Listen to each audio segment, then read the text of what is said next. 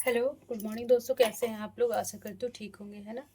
खुद पर विश्वास करना सबसे बड़ा साहस, और ये साहस करते रहे, सकारात्मक सोचे और सकारात्मक रहे, क्योंकि सकारात्मकता ही वो ऊर्जा है जो आपको हर बैड सिचुएशन में निकलने में सहायता करती है और ऊर्जा देती है। तो इस ऊर्जा को बनाए रखें, है ना। स्वागत है आप लोगों के channel A F T edu boost में, है ना। इस टॉपिक से जितना भी आपके पास नॉलेज है उसे और बूस्ट करें, ताकि जो 14th और 15th जेपीएससी आने वाला है उसमें आप अच्छा कर सके। और देखिए, अभी सिर्फ जेपीएससी नहीं आने वाला है, अभी काफ़ी एग्जाम होने वाले हैं इस साल में। तो आप लोगों को ना जो झारखंड स्पेशल है वो स्ट्रॉन्ग रखना पड़ेगा, है ना, ताकि जो इससे क्वेश्चन है उससे आप लोगों से ना छूटे, है ना। तो चलिए देखिए, संथाल परगना काश्तकारी अधिनियम में जो एसपीटी एक्ट है उससे काफ़ी क्वेश्चन पूछता है। जेपीएससी में तो 10-15 क्वेश्चन रहते ही हैं हर प्री में। तो उसके लिए जो प्रीवियस ईयर का क्वेश्चन करेंगे उससे जितने भी बेसिक आता जाएगा मैं समझाते जाऊंगी, और आप लोगों का बेसिक भी कवर होता जाएगा और एक नेचर समझ में आएगा, है ना। तो आप टाइम निकाल के थोड़ा मोड़ा स्पीड बढ़ा के आप देख ले, अभी एग्जाम नज़दीक है तो, है ना। बाकी आप बुक से पढ़ ही रहे होंगे। चलिए, तो आज इससे काफ़ी क्वेश्चन पूछ रखा है। मैं 20-20 क्वेश्चन एक क्लास में ला रही हूँ ताकि आप लोगों को बर्डन नहीं पड़े, है ना। जो भी हमारे व्यूवर इंस्टाग्राम फेसबुक पे हैं वो हमारे यूट्यूब चैनल ये एफ पे आए और सब्सक्राइब बेल आइकन दबा दे, ताकि जो भी एग्जाम क्लास अपलोड हो आप लोग को मिल सके, है ना। चलिए, तो क्वेश्चन नंबर 101 क्या बोल रहा है कि संथाल परगना, है ना, जो संथाल परगना एसपीटी एक्ट है 1949 के किस अध्याय में ना संक्षिप्त नाम, पारम और कानून के विस्तार के क्षेत्र में बारे में बताया गया, है ना। जैसे कि अध्याय है, कितने अध्याय में बताऊंगी आगे। तो बोल रहा है माफ करेंगे कि जो एसपीटी एक्ट है ना 1949, उसमें जो अध्याय है उसमें संक्षिप्त नाम कि काश्तकारी किसको बोला जाएगा, है ना। और फिर रैयत किसको बोला जाए, इस जितने भी नाम है, संक्षिप्त नाम है, पारम है, कानून का विस्तार है, वो किस अध्याय में किया गया है। तो ये अध्याय 1 में किया गया है, ठीक है। शुरुआत वही था तो अध्याय 1 में किया गया है, ये ध्यान रखेंगे, ठीक है जी। क्वेश्चन नंबर 2 बोल रहा है कि संथाल परगना, है ना, दिख रहा है आप लोगों को कि संथाल परगना काश्तकारी अधिनियम 1949 के किस अध्याय में ग्राम प्रधान की नियुक्ति। देखिए, उसमें संक्षिप्त नाम है कि रैयत किसको बोला जाता है ना, वो सब जितने भी है, ठीक है। फिर कृषि वर्ष किसको कहा जाता है, ये सब टर्मिनोलॉजी है, जो परिभाषाएं हैं, जो अध्याय 1 में दिया गया है। और बोर्डा एसपीटी एक्ट 1949 के किस अध्याय में, अध्याय पूछ रहा है कि ग्राम प्रधान की नियुक्ति कैसे किया जाएगा, काबिलियत और असंबंधित प्रावधानों का वर्णन किस अध्याय में है। तो ये कौन से अध्याय में है? अध्याय 2 में, ठीक है जी। चलिए, पहले नाम वाम आ जाएगा, फिर नियुक्तियां आ जाएगी, ठीक। चलिए, क्वेश्चन नंबर 3 बोल रहा है कि संथाल परगना काश्तकार, देखिए इसी तरह का क्वेश्चन पूछता है तो आप इसी तरह से देखिए, जितना भी अभी एक साल का नहीं, जितने भी आज तक एसपीटी एक्ट से पूछा गया वो सारे क्वेश्चन है, तो आप लोग को इसी इसी वे में पढ़ना है ना, वही फोकस करना है, ठीक है। चलिए, संथाल परगना काश्तकारी अधिनियम 1949 के किस अध्याय में रैयतों के अधिकार, है ना, उनकी बेदखली कैसे किया जाएगा, रेत के अधिकार का हस्तांतरण कैसे किया जाएगा, रेवती भूमि का विनिमय और हस्तांतरण का निबंधन आदि का वर्णन कैसे किया गया। जैसे कि पहले तो नाम है, फिर उसकी नियुक्ति कैसे किया जाएगा, अध्याय 2 में दिया गया। अच्छा, उसको जो रेतों का अधिकार क्या होगा, है ना, तो ये सब सब किसमें है, उसके हस्तांतरण कैसे होगा, बेदखली कैसे होगा, है ना। तो ये किस अध्याय में है? ये अध्याय 3 में है जी, ठीक है, ध्यान रखेंगे। क्वेश्चन नंबर 104 बोल रहा है कि क्वेश्चन नंबर 104 बोल रहा है कि संथाल प्रगना, है ना, संथाल प्रगना, हमें थोड़ा और ऊपर कर दिखेगा, है ना। चलिए, दिख रहा है, हाँ। ये क्वेश्चन नहीं देखे आप, 104 देखिए, ठीक है। एक पे फोकस करना होता है तभी हमारा कंप्लीट होता है। तो 104 बोल रहा है कि संथाल प्रगना काश्तकारी अधिनियम 1949 के अध्याय 4 में, देखिए यहाँ अध्याय मेंशन कर दिया है, और उसमें बोल रहा है का संबंध इसमें, मतलब इन चारों में से कौन सा है ना। तो देखेंगे, रैयत भूमि का विनिमय इसमें नहीं मेंशन है, बेदखली भी नहीं, बेदखली तो आपको देखिए 3 में है ना। तो 4 में पूछ रहा है, तो बोल रहा है कि इसमें रैयत के अधिकार हस्तांतरण, ये भी 3 में अध्याय हम लोग देखे हैं, 3 में, ठीक है। तो और बेदखली भी 3 में, ये भी 3 में। तो बोलता है ये कौन सा बचा जी, जब हमें ये 3 भी याद रहे, या फिर अध्याय 4 में क्या है वो भी याद रहे तो बन जाएगा, ठीक है। तो बंजर भूमि की खाली जोतों की बंदोबस्ती, बंजर भूमि की बंजर भूमि कौन है, खाली जोतों की बंदोबस्ती कैसे किया जाएगा, ये कौन से अध्याय में है? तो ये अध्याय 4 में है जी, ठीक है। चलिए, ध्यान रखेंगे। अच्छा, क्वेश्चन नंबर 105 बोल रहा है कि संथाल परगना काश्तकारी अधिनियम 1949 के किस अध्याय में लगान संबंधी विविध प्रावधानों के प्रविष्टि की गई है ना। बोलता है कि जो लगान संबंधित किस तरह का लगान लगाया जाएगा, है ना, किस पे लगाया जाएगा, किस पे नहीं लगाया जाएगा, कितना लगाया जाएगा, कितने वर्ष में वो फिर बढ़ाया जाएगा, ये सब सारा किस अध्याय में मेंशन है। तो आप देखेंगे जो लगान संबंधित है, ये ध्यान रखेंगे, लगान संबंधित है वो अध्याय 5 में है। ठीक, चलिए 2-3 बार पढ़ने से तो याद हो ही जाता है ना। मुझे यह जब याद होते जा रहा पढ़ाते पढ़ाते, तो आप लोगों को तो याद तो करना ही है ना। चलिए क्वेश्चन नंबर 106 बोल रहा है कि संथाल परगना काश्तकारी अधिनियम 1949 के निम्न में से किस अध्याय में कुछ प्रयोजनों के लिए भूस्वामी द्वारा भूमि अर्जन का वर्णन है ना। कुछ प्रयोजनों में भूस्वामी जो है उसके द्वारा भूमि अर्जन का जो वर्णन है वो किस अध्याय में किया गया है। तो ये अध्याय 6 में किया गया है। ठीक है जी, ध्यान रखेंगे। चलिए क्वेश्चन नंबर 107 बोल रहा है कि संथाल परगना काश्तकारी अधिनियम जो 1949 है के किस अध्याय में न्यायिक प्रक्रिया का वर्णन है ना।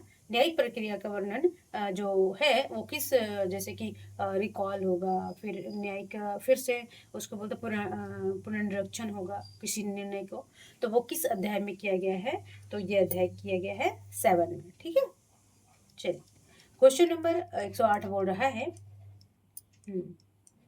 कि संथाल परगना काश्तकारी अधिनियम, देखिए बोर क्या लगना, याद तो करना पड़ेगा आप लोग को, है ना। इससे आता है तो आपको पढ़ना पड़ेगा। अब ऐसे नहीं है ना कि उसकी वो साड़ी पहनती है या फिर वो शिक्षण संस्थान, जो टॉपिक है उससे रिलेटेड आपको याद करना पड़ेगा, है ना। बट कोई नहीं, जब हम पढ़ते रहते हैं तो याद हो ही जाता है। ठीक है, चलिए क्वेश्चन नंबर 108 बोल रहा है कि संथाल परगना काश्तकारी अधिनियम 1949 के निम्न में से किस अध्याय में परिसीमा के समान नियम का समावेशन है। जो परिसीमा किया जाएगा ना कि कौन सा रैयत भूमि होगा, ये सब कितना कितना दूर तक होगा, ये सब जो परिसीमा बनाया जाता है वो किस अध्याय में मेंशन है। तो आप देखेंगे वो अध्याय 8 में है। ठीक है, परिसीमा जो भूमि का जो परिसीमा है वो अध्याय 8 में है जी। ठीक है, चलिए क्वेश्चन नंबर 109 बोल रहा है, इसमें कुछ समझाने का नहीं है, जो है आप लोगों को वो अध्याय बता देना है, जो समझाने का रहेगा मैं समझाते हुए जाऊंगी। ठीक है, चलिए क्वेश्चन नंबर 109 बोल रहा है कि संथाल परगना काश्तकारी अधिनियम 1949 में किस अध्याय में दंड, नोटिस, तामील, बकाया, है ना,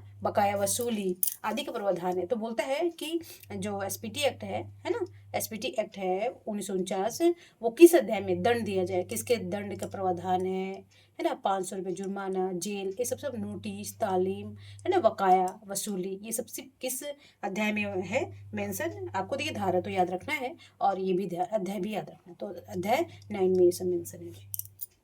ठीक, चलिए क्वेश्चन नंबर 110 बोल रहा है, फिर धारा से क्वेश्चन है कि संथाल परगना काश्तकारी अधिनियम 1949 में किस धारा में उल्लेख है कि यह समस्त संथाल परगना प्रमंडल में लागू होगा, है ना। संथाल परगना जो है जो एसपीटी एक्ट है किस धारा में उल्लेख है, ये समस्त संथाल परगना, है ना। आप देखेंगे ये हमारा प्यारा झारखंड है और इसमें ये संथाल परगना 6 डिस्ट्रिक्ट आते हैं, आप लोगों को बताई हूँ। तो ये किस धारा में मेंशन है कि जो किस धारा में मेंशन है कि ये जो एसपीटी एक्ट है ये पूरा संपूर्ण संथाल परगना में मतलब कि लागू होगा। तो ये किस में है, धारा 1 में। तभी तो आगे बताएगा ना कि क्या क्या नियम होंगे। ठीक है, ऐसे याद रख लीजिएगा। ठीक है, चलिए क्वेश्चन 111 बोल रहा है कि एसपीटी एक्ट 1949 के किस धारा में यह उल्लेख है कि राज्य सरकार अधिसूचना द्वारा संथाल परगना प्रमंडल के किसी भी भाग में इस अधिनियम या किसी भाग में वापस ले सकती है एवं वापस ली गई क्षेत्र में पुनः लागू भी कर सकती है ना। देखिए ये हो गया, ठीक है, हमारे झारखंड है और ये संथाल परगना। ठीक है, इसमें 6 डिस्ट्रिक्ट में, मान लीजिए यहाँ गुड्डा है, गुड्डा क्या है ही, उसके बाद यहाँ पे साहबगंज है। ठीक है जी, ठीक है जी, ये पाकुड़ हुआ, ये जामताड़ा हुआ जी। ठीक, और इधर देवघर भी है। ठीक, और दुमका भी है। ठीक, तो ये 6 डिस्ट्रिक्ट है। तो इसमें किस धारा में मेंशन है कि किस धारा में मेंशन है कि मान लीजिए कि सरकार को लगा कि नहीं आज हम साहबगंज पे नहीं लागू करते हैं एसपीटी एक्ट। ठीक है, तो इसको हटा भी सकता है। अच्छा चला, चलिए तो देवघर में है तो देवघर को हटा के हम एसपीटी एक्ट हटा देते हैं, वहाँ भी जरूरी नहीं है। तो और फिर लगा सरकार को कि नहीं किसी भाग में वापस लेंगे, फिर उसको नेक्स्ट बार यहाँ लगाना जरूरी हो गया। ठीक है, तो ये निर्णय सरकार लेगी, राज्य सरकार के द्वारा ही किया जाता है। तो राज्य सरकार लेगी तो वो किस धारा में ये मेंशन है कि सरकार ऐसा कर सकती है। ठीक है, तो ये किस धारा में है, ये धारा 2 में है जी। ठीक है, कि वहां पे लगा भी सकती है और वहां से कहीं हटा भी सकती है, फिर लगा सकती है, हटा भी सकती है। ठीक है, तो ये ध्यान रखेंगे। चलिए हाँ, क्वेश्चन नंबर 112 बोल रहा है कि एसपीटी एक्ट, है ना, दिख रहा होगा आई होप सभी आप हाँ चलिए, क्वेश्चन नंबर 112 बोल रहे हैं कि स्पीटी एक्ट 1949 में कृषि वर्ष का अर्थ क्या है ना। जब अब पिछले बार मैं क्लास दिखाई बताई हूँ तो वहाँ पे मैं कृषि वर्ष बता दी हूँ, है ना, आप लोगों को पता होगा। तो पहला देखेंगे, जहाँ बंगला साल है ना, वहाँ पे प्रथम वैशाख से प्रारंभ होने वाला वर्ष को क्या बोलते हैं, कृषि वर्ष बोलते हैं। ठीक है, तो ये भी क्या है जी, सत्य है, बंगला बंगला क्षेत्र में। ठीक है, और दूसरा क्या है, जहाँ फसली साल चलता है, प्रथम आश्विन से प्रारंभ होने वाला वर्ष, आश्विन कार्तिक होता है ना, तो आश्विन से क्या उसको बोलते हैं, इसे बोलते हैं कृषि वर्ष। तो ये भी क्या है जी, ये भी सत्य है जी। ठीक है, चलिए तीसरा क्या बोल रहा है कि जहाँ राज्य सरकार भूस्वामी है, वहाँ अप्रैल के पहले दिन में प्रारंभ होने वाला वर्ष क्या बोलता है। राज्य सरकार भूस्वामी है, मान लीजिए कि कोई भूमि पे है, तो वहां सरकार के अकॉर्डिंग हर अप्रैल माह से कृषि वर्ष चालू हो जाता है। तो क्या हो जाएगा, उपयुक्त में सभी, है ना, कृषि वर्ष पूछ रहा है, ऐसे कोई नहीं बोल रहा कि बंगला वर्ष से क्या होगा, फसल वर्ष से क्या होगा। अगर जब होगा तो वो हमें देखना पड़ेगा, है ना। और जब ये बोल रहा है कृषि वर्ष से मेंशन है, तो ये चारों सही है। ठीक है, चलिए क्वेश्चन नंबर 113 बोल रहा है। हम्म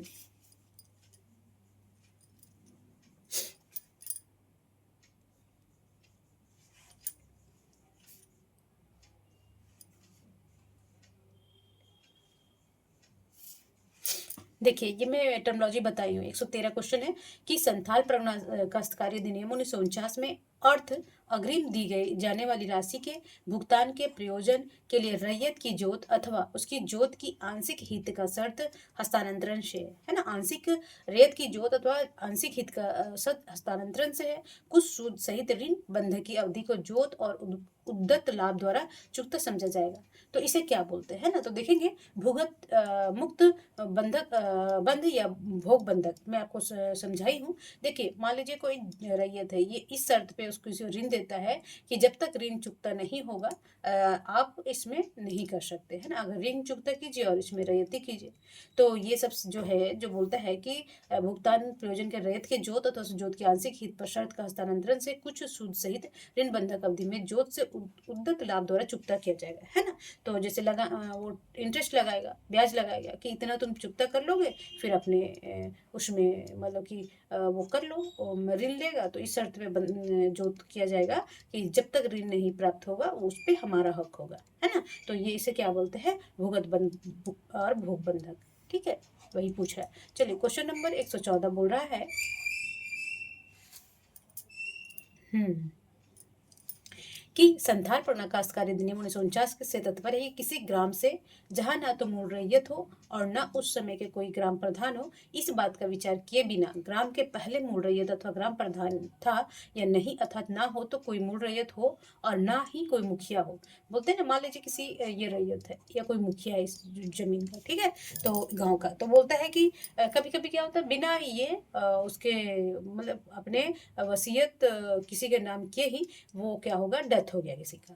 तो इस गांव में ना कोई ग्राम प्रधान है और ना कोई मूल रैयत है, तो उसे कौन सा ग्राम ग्राम बोलते हैं, तो इसे बोलते हैं खास ग्राम। देखिए कभी खास ग्राम करके ये स्टेटमेंट दे दे और ये स्टेटमेंट दे के ये पूछ लगे इसे क्या बोलते हैं, तो इसे क्या बोलते हैं जी, खास ग्राम। ठीक है, जिसका ना कोई मूल रैयत हो और ना उसका ग्राम प्रधान हो। ठीक है, चलिए क्वेश्चन नंबर 115 बोल रहा है कि संथाल परगना काश्तकारी अधिनियम 1949 है के अनुसार तात्पर्य ग्राम प्रधान अथवा मूल रैयत से भिन्न उस व्यक्ति से है जिसे लगान पाने का अधिकार हो, है ना। देखिए लगान ग्राम प्रधान को तो है ही, मूल रैयत भी लेता है।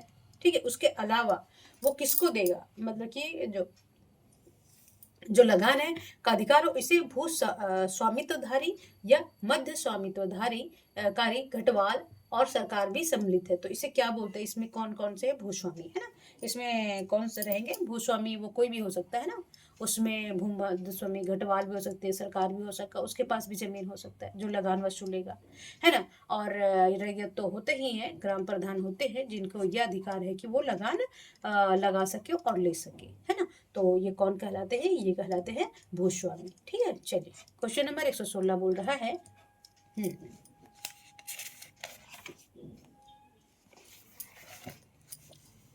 क्वेश्चन नंबर 116 बोल रहा है, एकदम बारीकी से पढ़िएगा ना तो सब कुछ समझ में आ जाता है कि आखिर क्या बोल रहा है। अगर हम पढ़े रहेंगे 2-4 बार, है ना।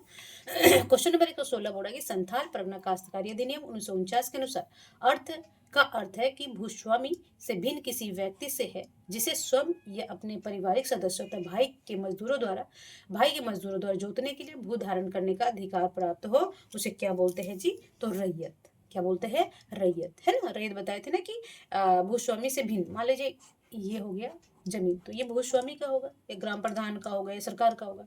मगर ये इससे भिन्न कौन होगा? देखिए, जिसमें स्वयं अपने पारिवारिक सदस्य, जैसे ये कोई व्यक्ति है, मान लीजिए रमेश है ना, तो ये इसके परिवार में भी कोई होगी, विमला इनकी बीवी होगी, है ना, और सरस्वती इसकी बेटी है ना, और शत्तु इसका बेटा है ना। तो ये सब क्या है कि इसके परिवार हो गए, तो ये भी तो यहाँ कार्य करेंगे, ठीक है। तो वो स्वयं भी रहेगा, अपने पारिवारिक सदस्य भाई के मजदूरों द्वारा, मान लीजिए इसके भाई है कोई, है ना, ये नरेश, तो ये क्या करेगा कि इसके मजदूर है, तो ये मजदूरों द्वारा वो क्या, तो भाई के मजदूर जोतने का भू धारण करने का अधिकार है ना।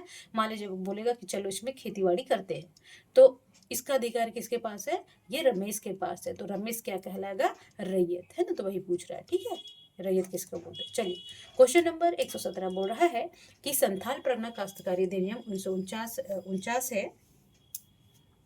के संबंध में निम्न में से कौन सा कथन सत्य है?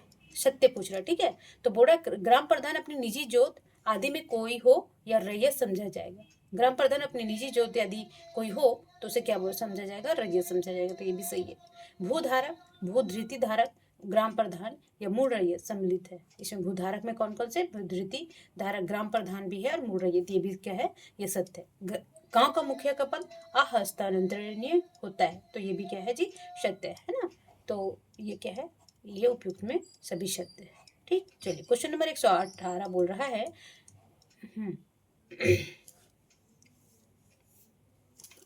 कि एसपीटी एक्ट है ना, जो संथाल परगना काश्तकारी अधिनियम 1949 है के अनुसार लगान से तात्पर्य क्या है? लगान किसको बोले जाते हैं ना, इसके जो एसपीटी एक्ट के तहत ना, अभी दूसरा हर तरह के लगान अलग अलग बोलते हैं। तो देखिए, पहला क्या बोल रहा है कि अधिकार अभिलेख के अनुसार ग्राम प्रधान ग्राम के मूल रैयत द्वारा उस ग्राम भूस्वामी के विधि सम्मत दे रकम हो जिसे आगे ग्राम लगान कहा जाता है, तो ये भी क्या है जी? सत्य है, ठीक है। दूसरा क्या बोल रहा है कि अपने कब्जे की जमीन का उपयोग उपभोग के कारण प्रत्यक्ष रूप से अथवा ग्राम प्रधान अथवा मूल रैयत द्वारा जैसी दशा में हो रैयत भूस्वामी को विधि सम्मत दे हो, उसे सभी बकाये जो उस समय लागू किसी विधि के अधीन वसूल किया जा सके, उसे क्या बोलते हैं? उसे भी लगान बोलते हैं। मान लीजिए कि इसमें किसी भूस्वामी है, वो क्या करेगा? इसमें लगान लगाएगा, व फिर मूल रैयत हो सकता है, ग्राम प्रधान हो सकता है ना। तो वो रैयतों के द्वारा भूमि करके उससे लगान वसूल सकता है, तो ये भी क्या है? ये सत्य है जी। तो दोनों क्या हो जाएगा? ये और भी दोनों, ठीक है, सत्य पूछ रहा है। चलिए, क्वेश्चन नंबर 119 बोल रहा है कि संथाल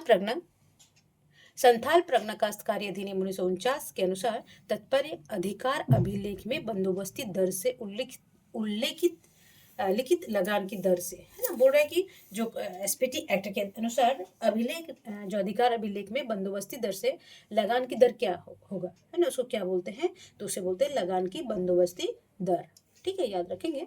चलिए, क्वेश्चन नंबर 120 बोल रहा है आज का। आई होप ये आज लास्ट क्वेश्चन हो। चलिए ना, थोड़ा सा 2-3 बार पढ़ लीजिएगा ना, ठीक है। बाकी तो मैं जब बेसिक पढ़ाऊंगी तो उसमें हर चीज़ समझा के पढ़ाऊंगी आप लोगों को।